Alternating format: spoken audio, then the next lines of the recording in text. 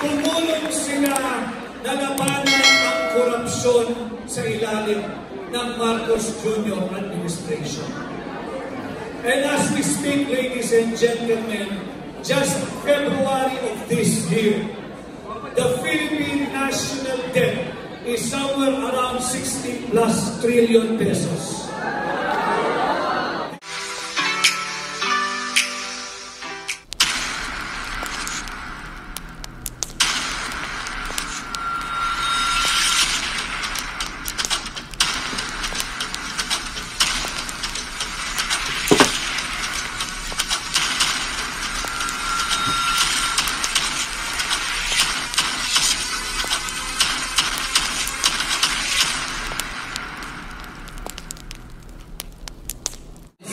Secretary, sabi na namin, si Atty. Rodriguez.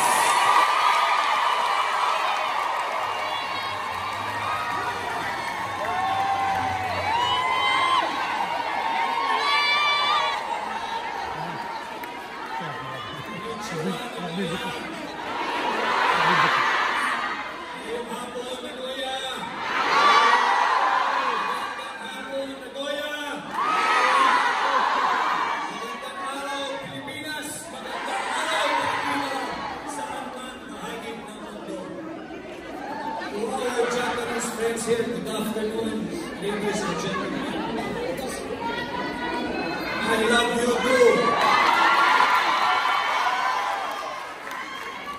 Unang-una, gusto kong kunin ang pagkakataon ito upang personal kayong pasalamatan sa tulong na ibinigay ninyo sa akin nung katatapos na halaman.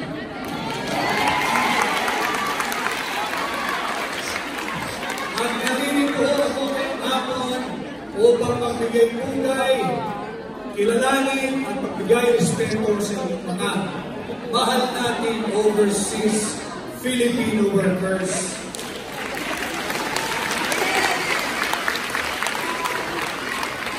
Kapag meron pong panyaya or invitation from any kung saan mang bahagi ng mundo, mula sa mga Filipino migrants at Filipino workers, sinisikap po namin lahat sa pamumuno ni Vice President Inday Sara Duterte na kami makadalo at makapunta. Sapagkat kinakailangan po namin ang tulong ninyo. Kayo po ang tunay na ayuda. Kayo po yung tunay na ais.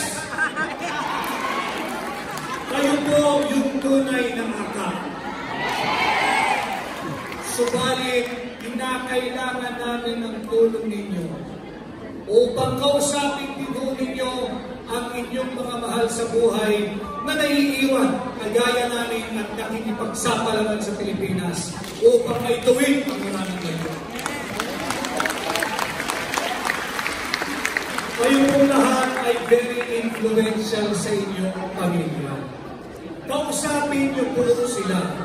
Tulungan niyo po kami na mamulat ang kanilang mga mata.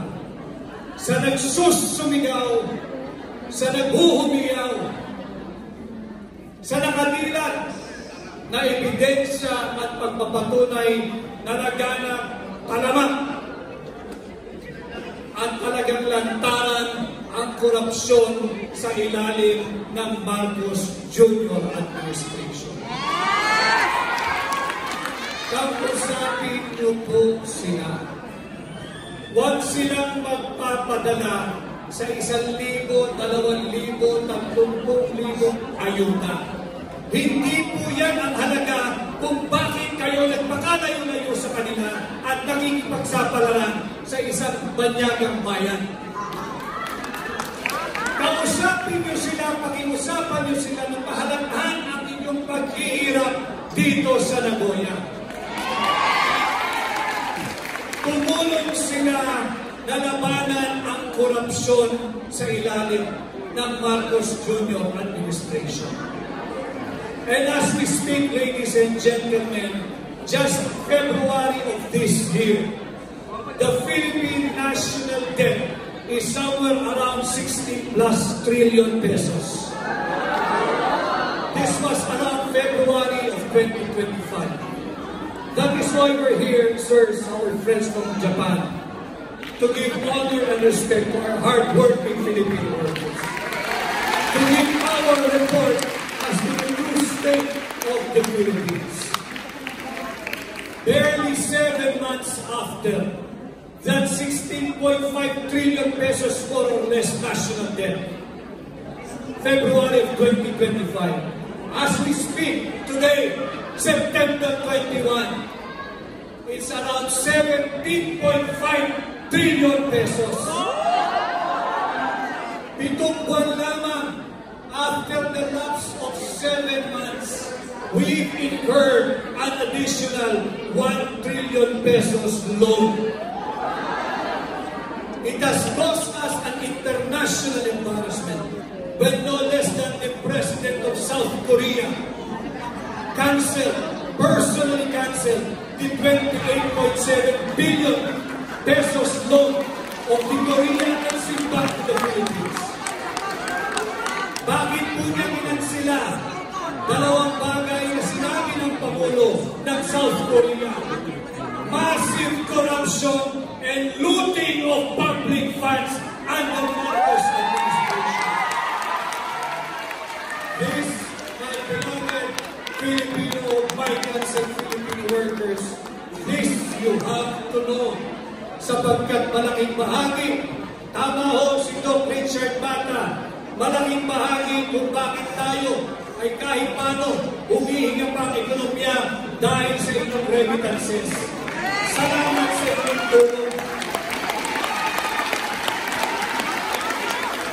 We are just on our 9th month and you have already remitted $33 billion to the country. But those $33 billion hindi po nagagamit ng tao.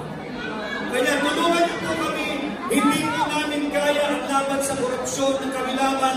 Kailangan namin kayo, kailangan namin ang pamilya ninyo.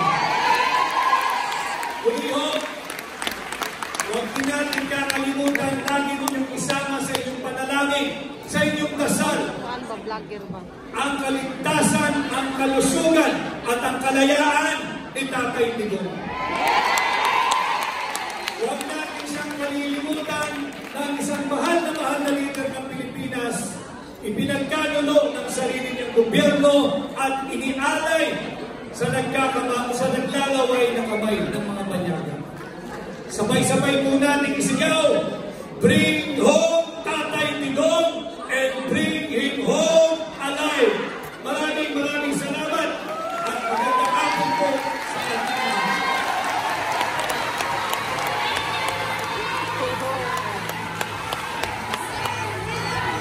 Maraming salamat, Atty. Vic. At alam naman natin kung hindi na tayo nagaya, Senator Vic dapat ang pangalan natin. At Senator, sige lang.